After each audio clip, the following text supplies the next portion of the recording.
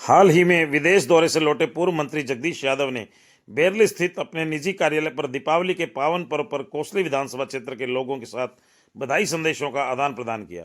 क्षेत्र के विभिन्न गांवों से आए सैकड़ों लोगों ने पुष्पगुच्छ, गुलदस्ते, स्मृति चिन्ह एवं मिठाइयां भेंट कर उनका गर्मजोशी से स्वागत किया। इस दौरान पूर्व मंत्री ने सभी लोगों से मुलाकात कर उनका हालचाल जाना और दीपावली की शुभकामनाएं दी। अनोखा हरियाणा न्यूज से विशेष बातचीत में उन्होंने हाल ही में बने कांग्रेस संगठन पर प्रसन्नता जताते हुए कहा कि संगठन बनने से कार्यकर्ताओं में उत्साह बढ़ा है। यदि चुनाव से पहले संगठन बन जाता तो पार्टी का वोट प्रतिशत और भी बढ़ता। उन्होंने कहा कि पार्टी द्वारा नेता प्रतिपक्ष का चयन करने से हरियाणा में विपक्ष को मजबूती मिली है। लोकतंत्र में मजबूत विपक्ष जनता के अधिकारों की रक्षा करता है। उन्होंने लोगों से वोट चोर गद्दी छोड़ हस्ताक्षर अभियान को कोसली विधानसभा में मजबूती से चलाने का आह्वान किया। एडीजीपी आत्महत्या और सीजेआई पर जूता फेंकने जैसी घटनाओं पर प्रतिक्रिया देते हुए उन्होंने कहा कि प्रदेश सरकार कानून व्यवस्था बनाए रखने में पूरी तरह विफल साबित हुई है। जनता खुद को ठगा हुआ महसूस करती है और अब विपक्ष की ओर देख रही है। पूर्व मंत्री ने कहा कि आने वाले समय में सरकार की गलत नीतियों के खिलाफ धरना प्रदर्शन और ज्ञापनों के माध्यम से जोरदार विरोध किया जाएगा। इस मौके पर उनके निजी सचिव डॉक्टर पवन यादव सहित अनेकों लोग मौजूद रहे। आप देख रहे हैं अनोखा हरियाणा न्यूज, सामाजिक सरोकारों का सच्चा आईना। हमसे जुड़े रहने के लिए अनोखा हरियाणा न्यूज चैनल को लाइक एवं सब्सक्राइब करें। आपको हमारी खबर कैसी लगी? यदि ठीक लगे तो शेयर भी कर दें। अनोखा हरियाणा न्यूज के लिए मनोज गोयल, गुड़ियानिया की रिपोर्ट।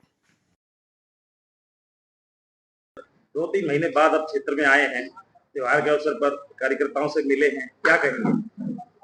दीपावली की हार्दिक शुभकामनाएं सब क्षेत्रवासियों को, हल्का वासियों को, प्रदेशवासियों के लिए। मैं तो भगवान से प्रार्थना करता हूँ सबके लिए दीपावली बहुत ही मंगलमय हो, बहुत सारी खुशियां लेके आए, ताकि हमारा इलाका खुशहाल हो, आगे बढ़े।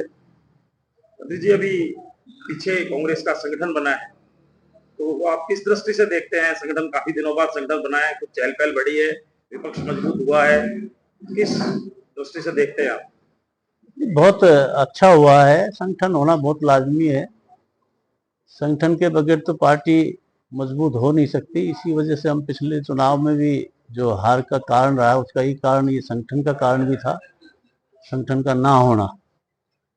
और अब निश्चित तौर पर पार्टी आगे बढ़ेगी, मजबूती आएगी। जिला अध्यक्ष बन गए, प्रदेश अध्यक्ष बन गए और विपक्ष के प्रतिपक्ष नेता बन गए, तो पार्टी पूरी फोरम में है। और जनता भारतीय जनता पार्टी की सरकार के कामों से दुखी आ चुकी है। वो चाहते हैं कि मजबूत विपक्ष हो और मजबूती के साथ जनता की आवाज को उठाएं। जनता तो इंतजार कर रही है। चुनाव तो अभी समय है, 1 साल ही हुआ है, लेकिन ऐसा कभी होता नहीं कि 1 साल की सरकार के प्रति लोगों में इतना विरोध हो, नाराजगी हो।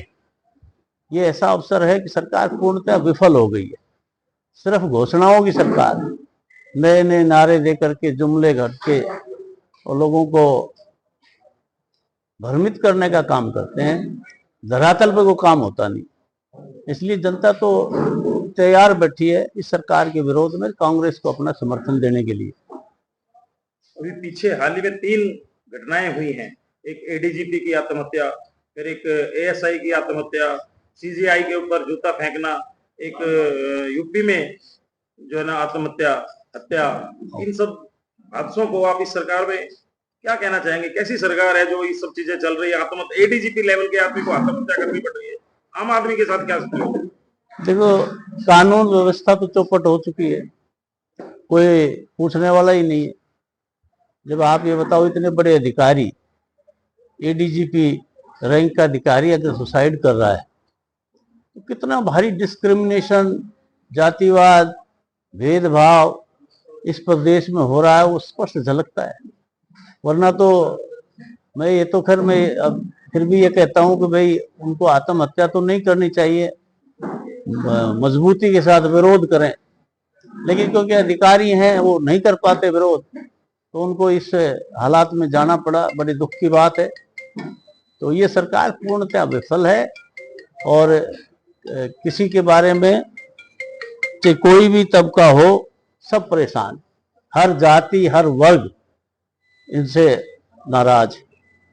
तो इस मामले में क्या सरकार को संज्ञान लेना चाहिए? क्या मांग है कि भाई सीजीआई के ऊपर जूता फेंक दिया जाता है, एडीजीपी आत्महत्या करता है, कोई एक्शन अब तक ऐसा विशेष नहीं हो पाया है? तो ये इससे साफ झलकता है कि सरकार खुद ये काम करवाना चाहती है, लोगों को बांट करके और अपना राज चलाना चाहती है। तो इस प्रकार ये शुरू से यही करते आए, कभी जाति के नाम पर, कभी वर्ग के नाम पर, कभी प्रदेश के नाम पर लोगों को भ्रमित करके, उनको बांट करके, आपस में लड़ा करके, और ये सरकार चला रहे हैं।